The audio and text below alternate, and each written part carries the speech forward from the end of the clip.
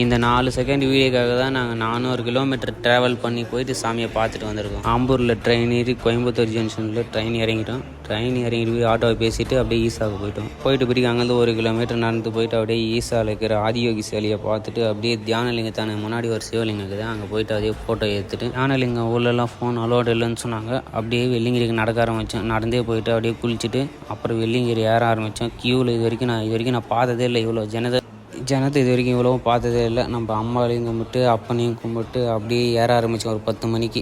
அப்புறம் வெடிகாலையில் ஒரு 6 மணிக்கு நம்ம போய்ட்டு அப்படியே சாமி தரிசனம் பார்த்துனே இருக்கும்போது அப்படியே பார்த்தா ஜனம் கூட்டிட்டாங்க. நான் இது வரைக்கும் போனேன் 8 வருஷத்தில் இவ்வளோ ஜனத்தை நான் பார்த்ததே இல்லை. அப்படியே இறங்கினே இருக்கும்போது அப்படியே சாமியை பார்த்தோம். இந்த 4 செகண்டுக்காக தான் நாங்கள் அத்தனை கிலோமீட்டர் ஒட்டன் சித்தரோட சமாதியை பார்த்துட்டு அப்படியே நம்ம கீழே இறங்க ஆரம்பித்தோம். இறங்க ஆரம்பிக்கும் போது தான் தெரியுது நம்ம கொம்பை எடுத்துன்னு வந்தோம், எப்படி எடுத்துன்னு போகிறோம் தான் முக்கியம். வெள்ளிங்கிரி ஏற்று வந்ததுக்கு ஒரு அடையாளமாக இருக்கிறது தான். அப்படியே நம்ம வீட்டுக்கு கிளம்ப ஆரம்பிக்கும் போது தான் நம்ம பார்த்தோம், ஒரே ஆட்டோவில் 15 பேர் நம்ம பசங்க.